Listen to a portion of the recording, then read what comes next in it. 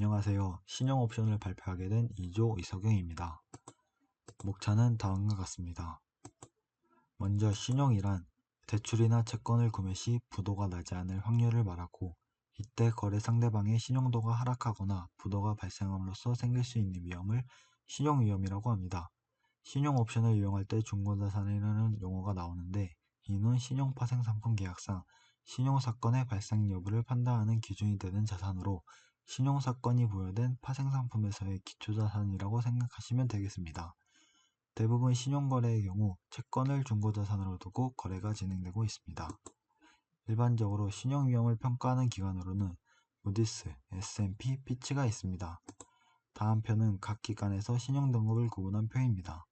가운데 빨간 줄 위로는 투자등급, 밑으로는 투기등급으로 분류하고 있습니다.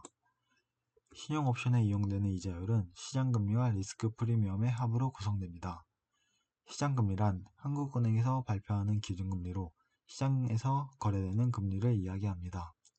신용위험은 전적으로 리스크 프리미엄에 반영됩니다. 이러한 리스크 프리미엄은 프리미엄을 낮게 측정했던 금융위기 전과 기업이 줄 도산을 이룬 금융위기 후를 나누어 보다 중요시되고 있습니다. 그럼 이제 신용옵션의 종류인 신용 디폴트 옵션에 대해 살펴보겠습니다. 신용 디폴트 옵션은 대출의 부도가 발생했을 때 명시된 금액을 지불하는 계약입니다. 그림은 은행이 대출의 액면가치를 보존할 수 있는 옵션을 매입한 경우에 손익을 보여주고 있습니다. 만약 대출이 부도가 나면 옵션을 발행한 보장 매도자는 부도난 대출의 액면 금액을 은행에 지불합니다. 그러나 차입자가 약속대로 대출금을 상환할 경우 옵션은 행사되지 않습니다. 따라서 은행이 옵션을 매입한 경우 입을 수 있는 최대 손실은 옵션 프리미엄으로 제한됩니다. 또한 현재 우리나라에서 디폴트 옵션은 장외시장에서 거래되며 장기로 이루어지는 채권의 성질 때문에 옵션의 형태가 아닌 수합의 형태인 신용 디폴트 수합으로 거래가 이루어지고 있습니다. 그럼 신용 디폴트 수합이 무엇인지 설명하기 전에 수합에 대해 말씀드리겠습니다.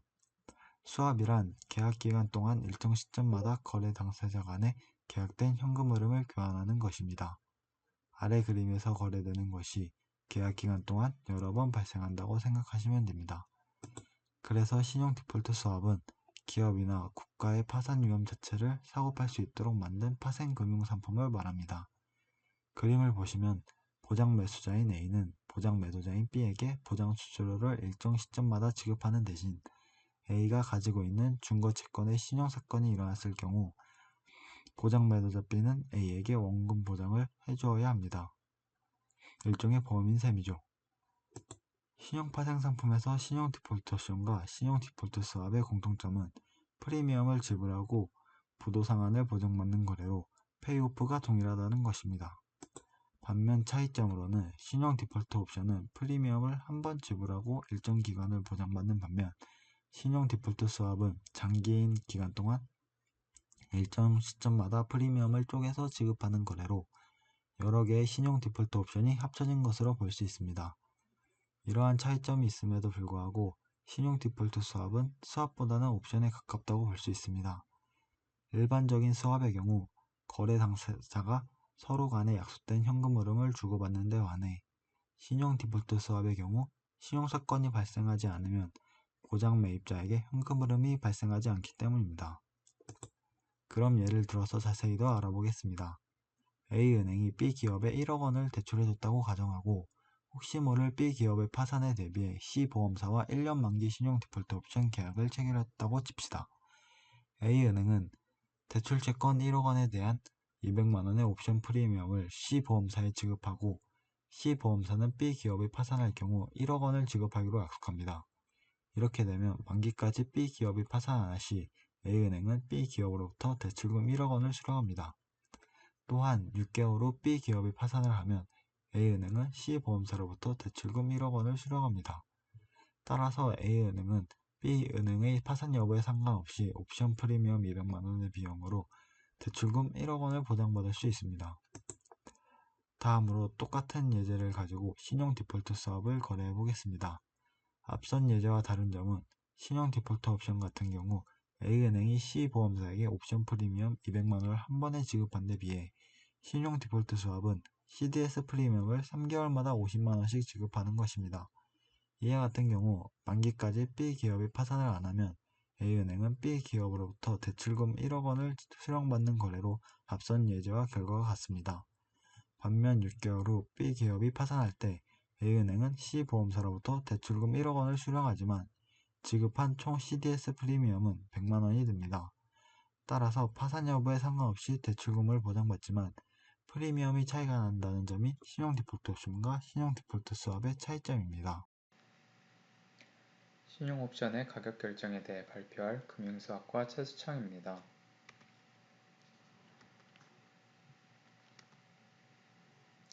먼저 신용옵션의 손익구조는 다음과 같습니다. 여기서 기존 옵션과 다른 점은 수식의 듀레이션이 곱해진다는 것입니다. 듀레이션이란 채권의 실질적인 만기를 의미합니다. 옵션에서의 델타, 주식에서의 베타와 비슷한 개념으로 보시면 되겠습니다. 손익구조에서 듀레이션을 곱해주는 이유는 신용옵션에서 행사가와 기초자산이 범위의 차이로 표현되기 때문입니다. 결과적으로 신용옵션의 페이오프는 다음과 같이 사용됩니다. 다음으로 신용옵션의 가격을 블랙숄즈 방정식을 통해 구해보겠습니다. 먼저 기준 옵션에 대한 블랙숄즈 방정식입니다. 이 수식이 변형된 신용옵션의 가격 결정 모형을 보여드리도록 하겠습니다.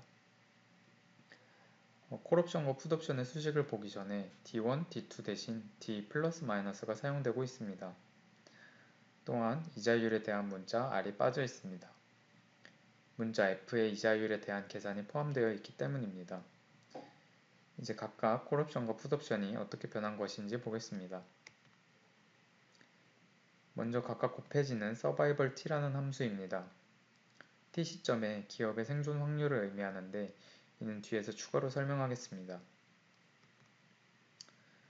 또한 기존 블랙숄저와 다르게 D를 정규 분포한 값에서 F가 추가로 곱해지고 있습니다. 여기서 F는 위험채권의 선도가격입니다. 선도가격이란 옵션의 체결을 당시 채권 가격과 현금 흐름을 고려한 미래의 가격으로 보시면 됩니다. 마지막으로 기업의 생존 확률을 구하기 위한 부도 확률 모형을 소개하겠습니다.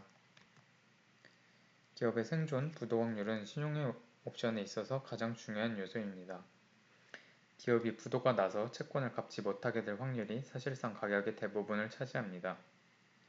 여기서 1-부도 확률이 바로 앞에서 말씀드린 생존 확률이 됩니다. 이 시간에는 부도 확률을 산출하는 원리와 종류에 대해서 알아보겠습니다.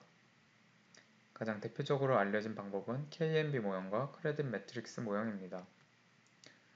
두 가지 모형의 공통점은 회사 자산의 변동성을 활용하자는 것입니다.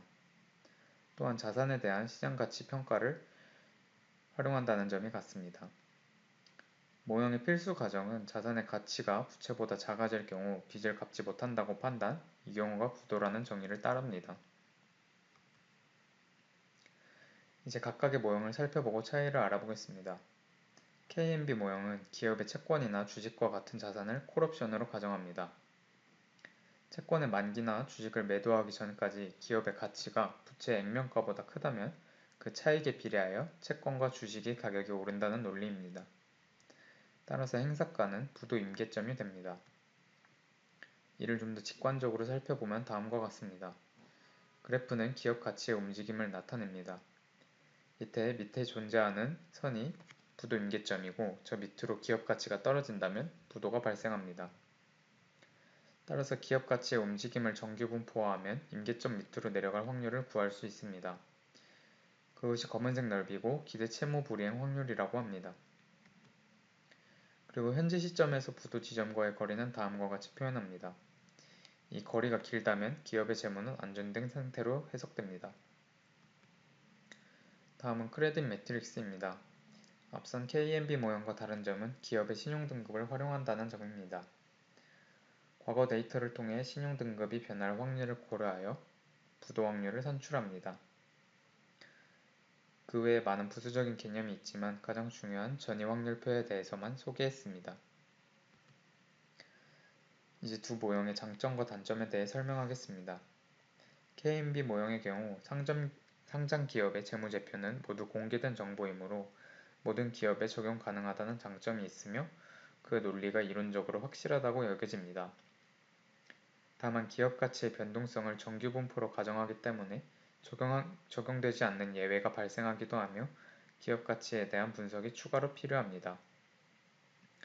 크레딧 매트리스의 경우 전이 확률표를 통해 종합적인 회사의 상태를 고려할 수 있습니다. 대신 회사만의 상태를 고려하기 때문에 경기 변화를 전혀 반영하지 않게 되고 실제로는 기업이 속한 업종에 따라 신용등급의 전이 확률이 다르게 나타나고 있습니다. 다음은 이러한 크레딧 매트리스의 변형된 모형입니다. 자세한 내용은 다소 복잡하기 때문에 간단한 특징만 보여드리도록 하겠습니다. 정리하자면 신용 옵션은 눈에 보이지 않는 신용에 대한 옵션이므로 평가가 매우 복잡합니다. 하지만 알맞은 시기에 활용된다면 기업의 리스크를 줄이는 가장 효과적인 방법이기도 합니다.